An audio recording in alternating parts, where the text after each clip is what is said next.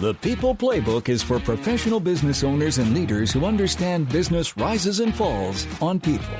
You will hear practical, real-world conversations on clear leadership, smart hiring, and building strong teams. All formulas for retention. Get ready to hear your professional peers and industry experts as they discuss lessons learned and best practices. Get that journal out. You'll be taking lots of notes. This is Coach Cora, and we are glad you're with us here on the People Playbook, where we all know our business rises and falls on people. Together here on 9:30 a.m., The Answer, we have real people to tackle real workplace challenges. We will leave you each episode with solutions for that real world of yours. We've been focusing a lot on retention, and we shifted a little bit. We've been talking the last episodes specifically about hiring for retention.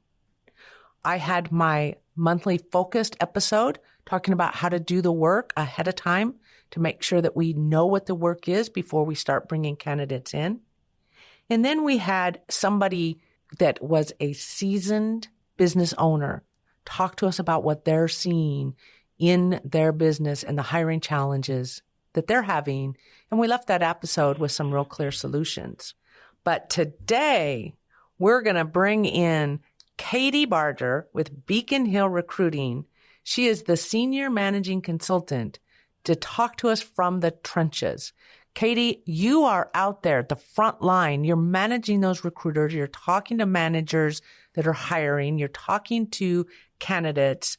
You've got your ear to the ground and your finger on the pulse of what candidates are thinking. Welcome. Thank you, Cora. I appreciate it. Happy to be here. So I'm going to ask a little bit about your experiences. I know that business leaders, business owners, they know what their hiring managers are going through. They know what they're talking about. But I want to hear the other side of the coin. What are the candidates saying during this process? And I'm really curious about some of the things that you're hearing, some of the challenges. From your perspective and what you're hearing, what would you say is the top one or two challenges that really turn candidates off and away from a company? What are you hearing? Yeah, I think that a lot of companies have different opinions in the market. There are some candidates that can make assumptions about clients or assumptions about companies regarding how they hire, their process. I think a lot of candidates, what they look for in the marketplace is obviously the competitive landscape. There's a lot of candidates in the market right now. How are they being treated? How is the communication with the company during the hiring process? And then a lot of companies are having really changes, whether it's return to office or structure in general. So there's a few things that stand out with candidates where they will remember that, and then that can impact long-term the company's name in the marketplace. Mm-hmm. Well said. Yeah. And it's interesting to me, Katy, that it can get lost in the shuffle of trying to find somebody to fill that role, to remember that not just are you hiring and interviewing and evaluating candidates, they're evaluating the company and the hiring manager as well. It is a two-way street. And to your point, if I'm a discerning consumer of the product you're selling, which is the job, and I see how you're treating me, I'm less inclined to want to accept your offer. And it's really interesting. You kind of bring that up right off the bat, because most leaders or companies get caught up in it must be the pay. Maybe we need to pay more, or we don't have enough candidates, when sometimes it's as simple as what's the process and how are we treating people as we're moving through this? Do you see any of the hiring process be similar to the dating process? Like, we have to date to get to know each other, and I'm really looking for those red and green flags. What are your thoughts Of course. Yeah, it's a common thing that we actually refer to a lot just in our process. And being that I'm in more of a staffing industry, it does require that the red, green flags to go up constantly, whether it's me working with a candidate or understanding the position. But I would compare it to dating a lot. It's a lot of back and forth and a lot of people putting in a great amount of time to make sure that everything works well and they're going to ultimately be a long-term relationship or be a solution for each other. Have you, and I love using the dating process because this is Valentine's Day. So happy Valentine's Day to everybody out there. Here on 9:30 a.m. The Answer, the People Playbook, we love love. And when we're looking for that candidate, it is so similar to that relationship building. And there are companies, and I'm curious if you've seen this, and how would a hiring manager know if they've lost the candidate before they even got to the interview?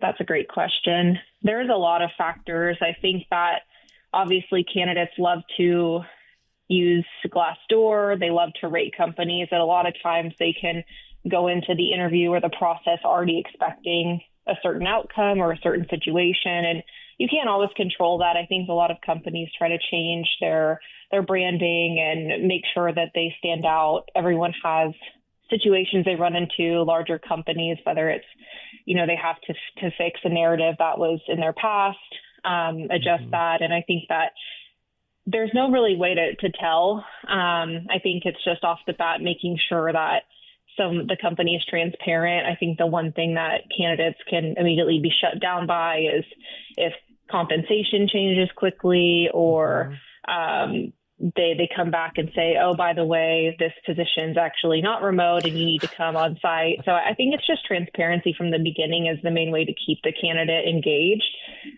In the background, there's so many things that could obviously change their opinion, but it's really just making sure the communication is there from the beginning.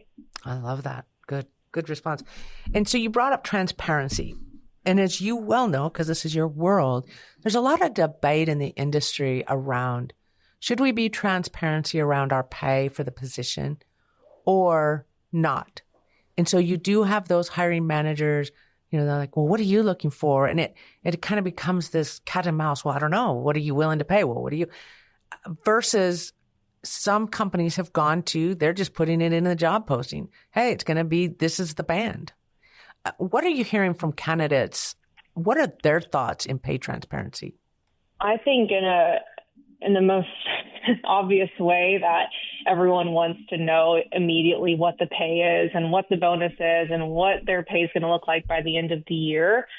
But for companies to remain in budget and secure talent, and also some states require you to disclose pay and some don't.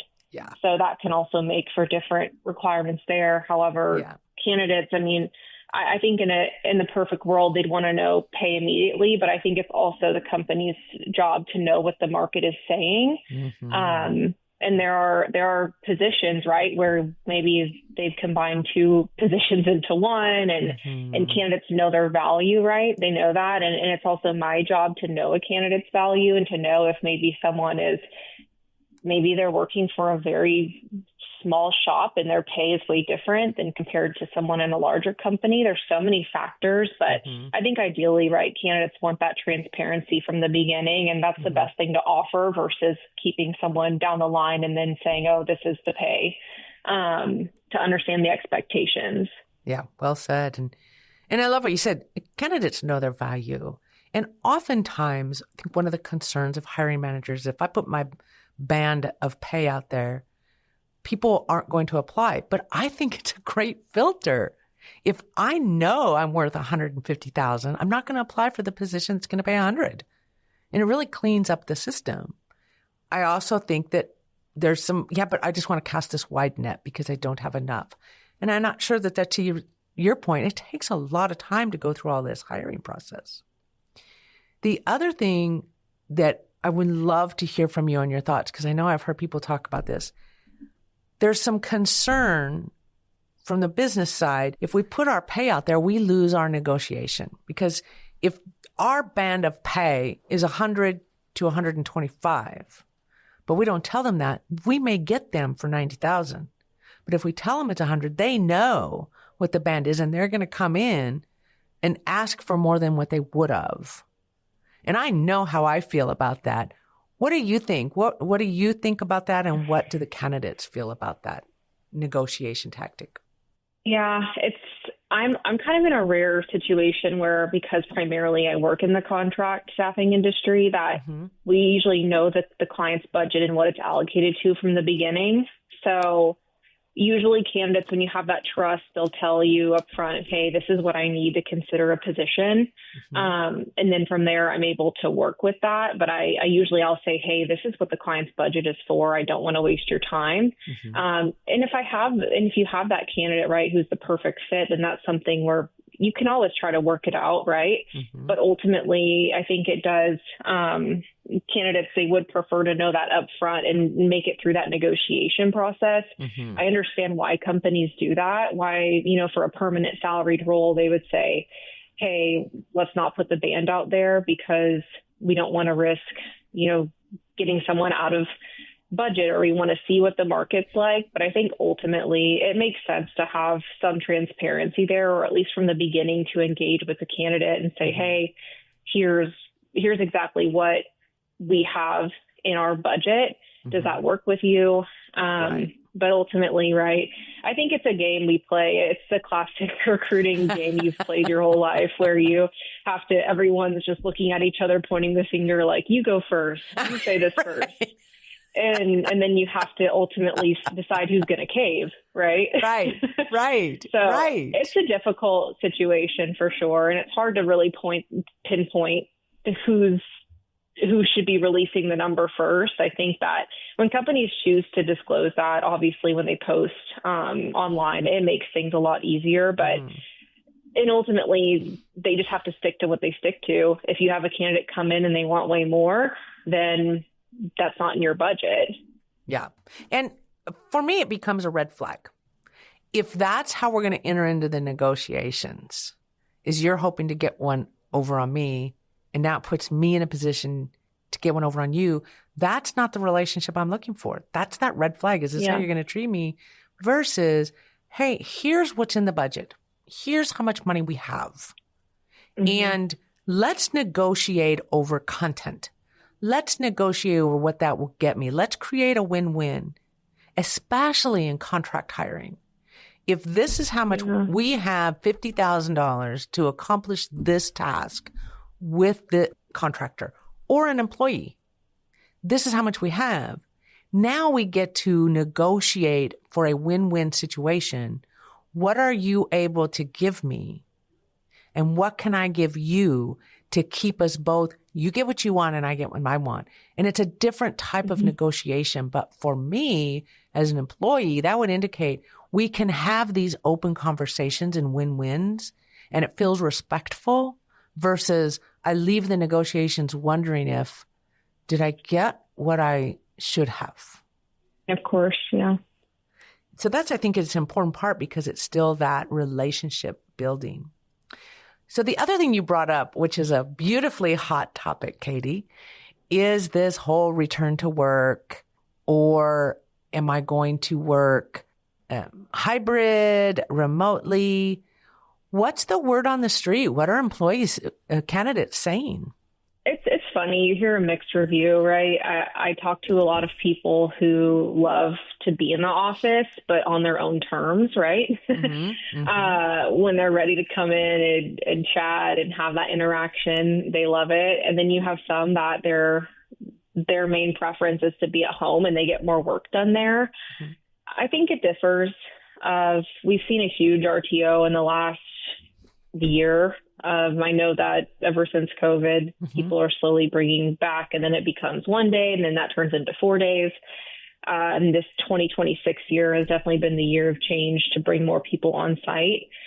I know that the companies, they really appreciate that, having people interact and be there and engaged. And I think that there's definitely pros to it, but the thing I've seen increased need for is obviously flexibility. So I think that when companies do return to office, it's just important to remember that people have restructured their lives, right? They have kids, they have obligations. So to just allow for that flexibility always helps when you do require on-site. Yeah.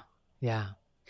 This is Coach Cora on the People Playbook here on 9:30 a.m. The Answer, enjoying our Valentine's Day Saturday, talking about from the trenches with Katy, what are candidates saying? And you brought up that flexibility, and interestingly enough, number one in research showed a multiple surveys that the candidate's number one expectation of an employer or potential employer was flexibility. So it's interesting you brought that up. And that flexibility, and I love how you really brought it in and said it's not that they just want to sit at home in their jammies. They've built their life around oftentimes a remote lifestyle. So they've committed to family obligations and schedules, and they want to get work done. Many roles are really more aligned with that head down task work where I'm not interrupted, but I do want to touch base and have a team. And what are some ways that employers can recognize and be flexible? Because I think the word flexible can be misinterpreted. What are some things that your candidates are loving that companies offer in terms of flexibility? Great. Yeah. The main thing I've seen has been the timing of being on site. So there are some times where kids have drop-off times at school. And if a company maybe requires a strict, you must be in at 8:00, then that can lead to flexibility issues. So they need someone who, if you need to be on site at 8, that can be a problem. And I've seen a lot of companies make the exception for, okay, if you come in at 7, then you can leave at this time and you join this meeting from home, or you accommodate those types of situations. I think that's the main flexibility that candidates have been asking for versus just being told, no, you can't, you have to be on site this day. And then they have to find after school programs and things like that, or even their commute is rough. And maybe they want to come in the office on a Friday instead of the Monday because Friday is lighter traffic.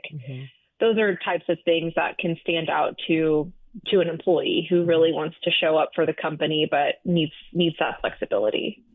Yeah. Thank you for that. And especially over there in Houston, Katy, traffic is always a part of the negotiation, right? Of course. If I have to come in during the height of the rush hour, and flexibility becomes, hey, let's work together as adults that have mutual goals and leading around the outcomes. I'll give you your outcome. Just let me have a little flexibility in how I get that to you. I think that's really important for businesses to recognize that. You said it so well. Employees want to do a good job, and they want to provide those results and be performers. They can do that even more when there's some flexibility involved in how they do that. What I would like to ask of you next, Katy, is you work with and speak to hiring managers. What are some tips that you have? What are your top 1 to 2 tips you have for hiring managers? How did they become easy for the recruiter to work with and appealing to the candidate to create that best candidate relationship? What are some tips you have for managers out there? Yeah, I think that the biggest tip is just to make sure that communication is consistent and you stick to your timelines. I think the biggest thing that candidates are frustrated with right now that I keep hearing over and over again is that they don't receive updates, or they had an interview and no one responds back to them and lets them know how things went.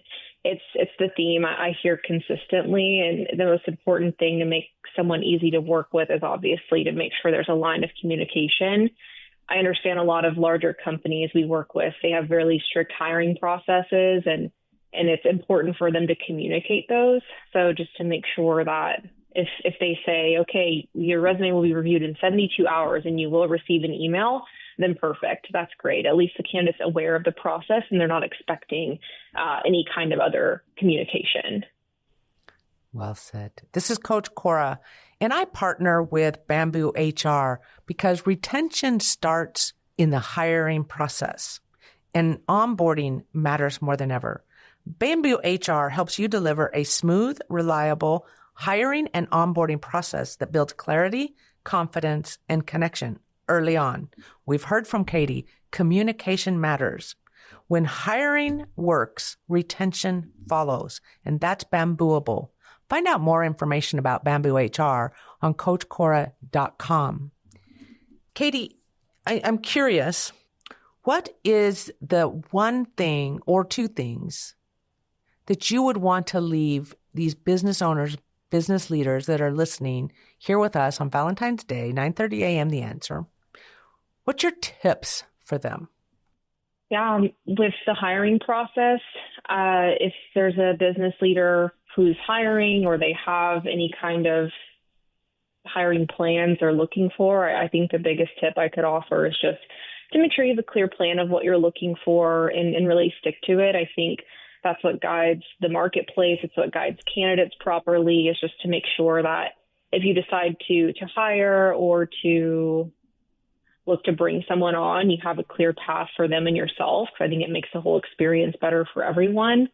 And then ultimately just to make sure that you have that communication there with your candidates and your candidate pipeline. I think right now we all know that the biggest thing is relationships. So the most success I've seen personally in hiring with my team is just keeping that communication. So whether maybe someone's not a fit for a role now, but they are someone on my mind in the future, you keep that communication going. And I've seen some of the most successful hires work out through that kind of pathway.